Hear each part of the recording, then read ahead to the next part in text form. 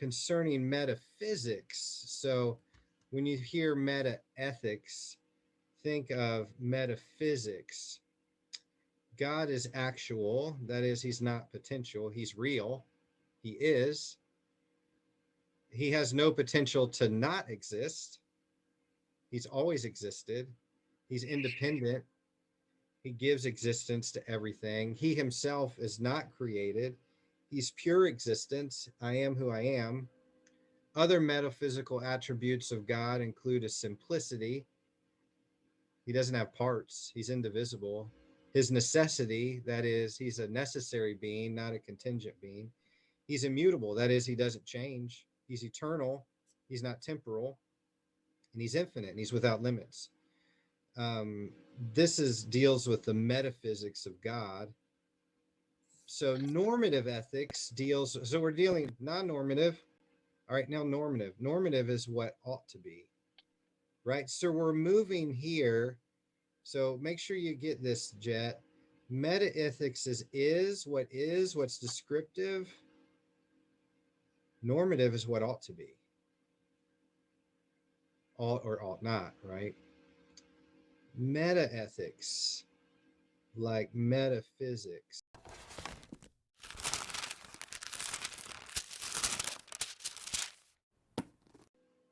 So this falls outside the sphere of morality and ethics. So, for example, you may say, "Man, a Toyota Tundra, um, like it's righteous, dude." You know, if you were to use surfer language, well, you don't mean that a Tundra is like has a moral consciousness, um, you know, or that it's making decisions.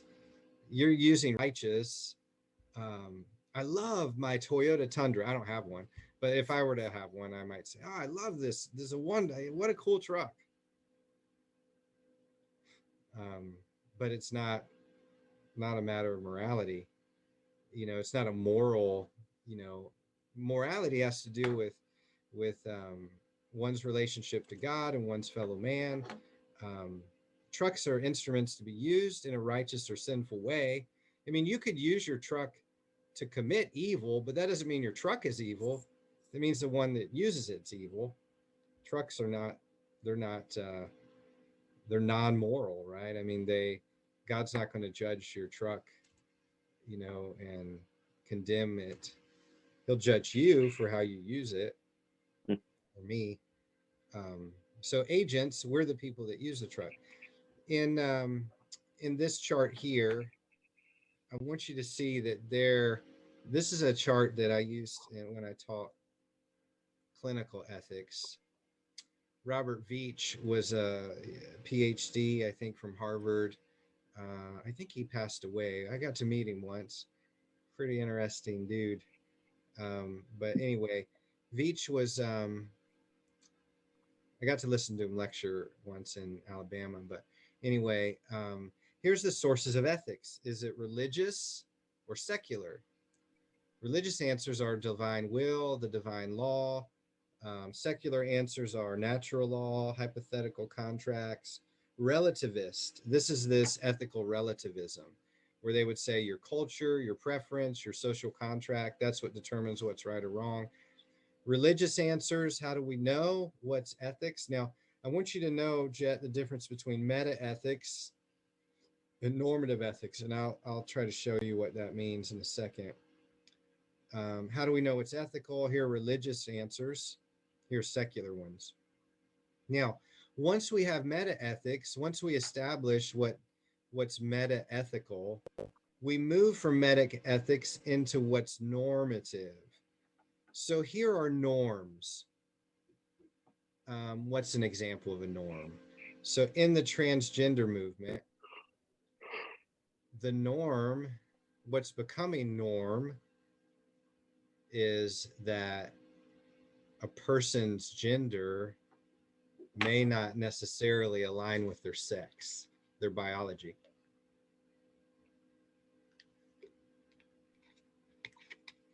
So we have this movement that says sex assigned at birth. Well, is that accurate? I was a boy. I was a male, whether anyone ever assigned that to me or not, right? I mean, my genetics and my physical anatomy told the world that I was male. Um, and just because somebody, so sex assigned at birth sounds like sex is um, is projected on a person, is appropriated to them. Not, it's not something that you are, it's something that you became because someone else believed it. But that's not, so we have this gender shifting in the whole discussion of identity.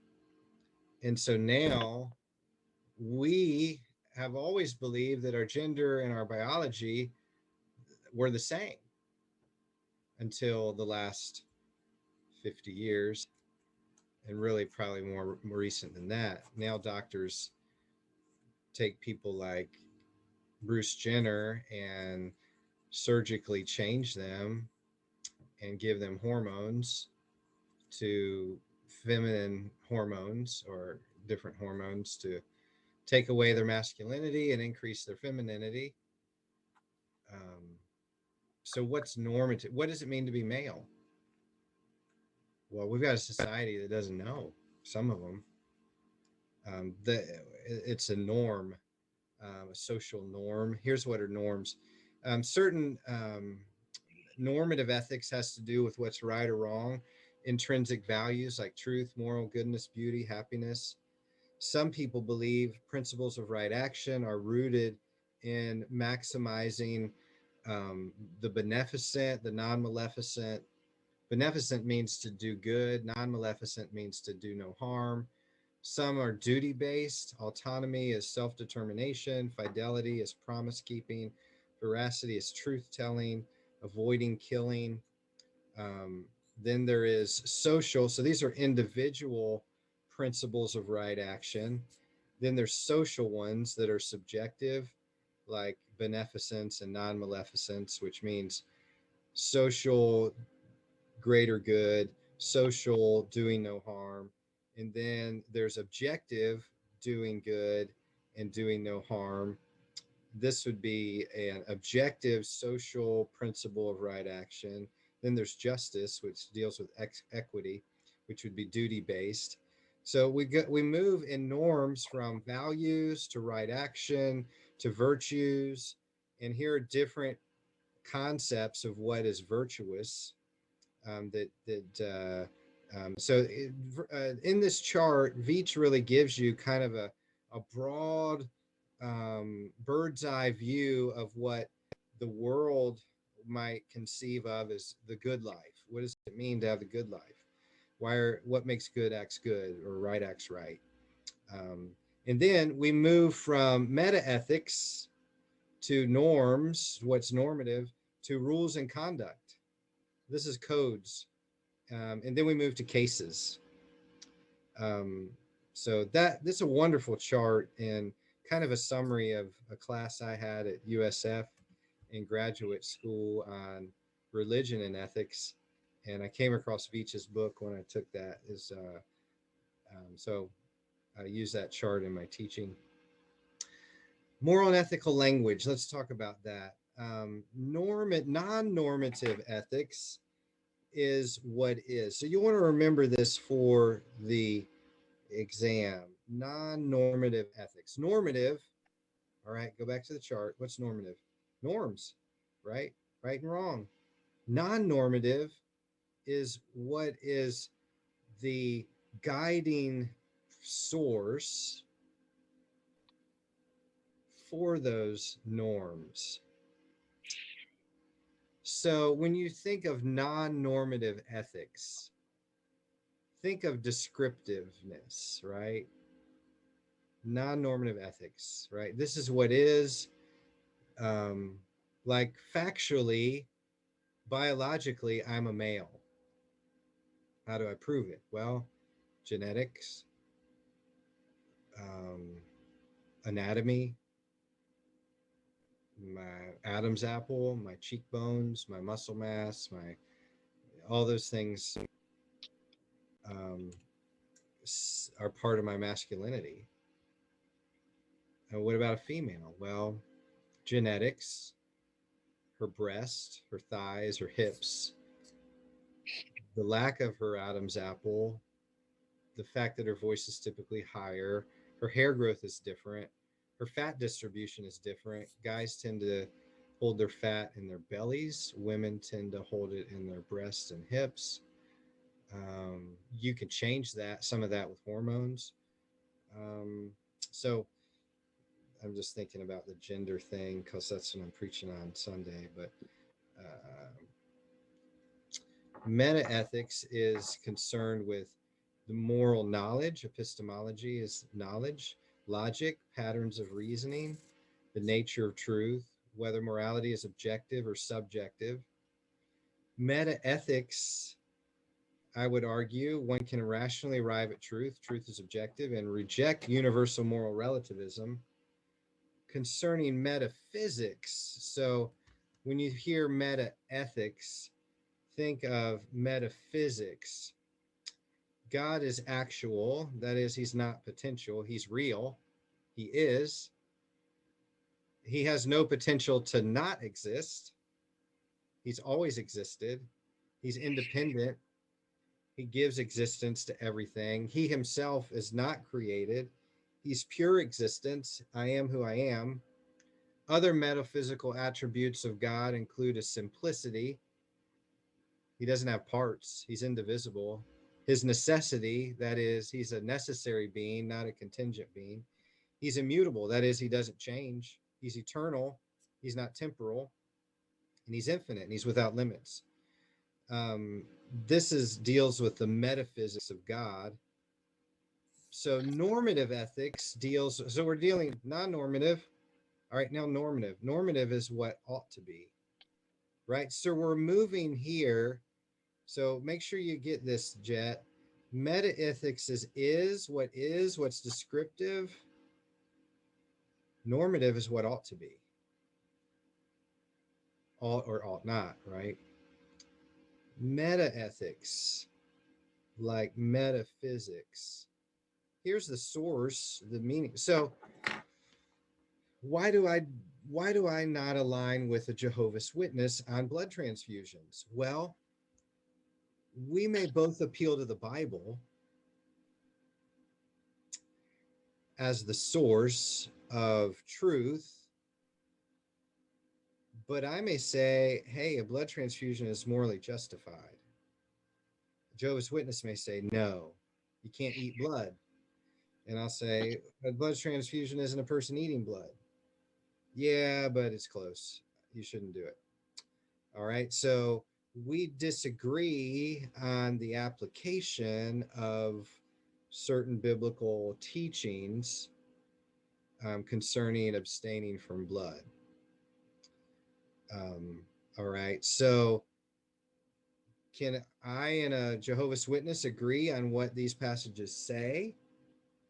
All right. Let's read them. All right. Can we read these transfusion passages? Yeah, let's read them. All right. So are you and I at least on agreement in agreement on what this says? All right.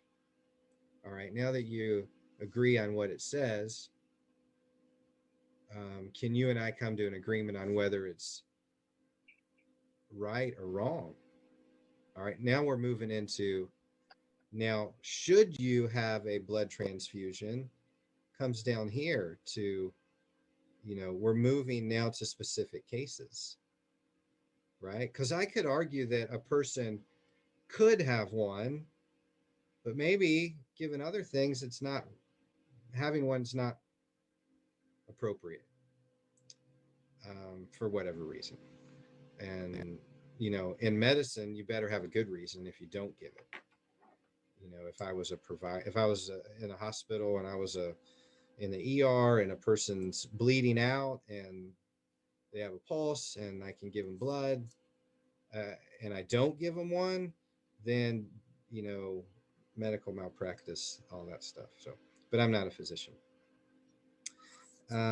Normative ethics deals with what ought to be, so I won't read these to you. So um, questions about moral and ethical evaluations. What is the source, meaning, justification? When I'm talking about the Bible, when I'm talking about the Old and New Testament, when I'm talking about justifying the claim, I'm rooting it in meta ethics. So the Bible is a meta ethical text. When I say the Bible, that you should be baptized because the Bible teaches that you ought to be, I'm moving from meta ethics to normative ethics. The Bible says you should be baptized, therefore you should. Now that's normative, right? Here's a principle on Acts 2. Let's follow their principle. Let's follow that virtue. Let's follow the value. In specific cases, like Acts chapter 2, on the day of Pentecost, they were baptized. The Lord added them to the church. All right, so I'm moving here between the is and the ought, the meta ethics, the metaphysics, and the physical reality. What kind of acts are right? What rules?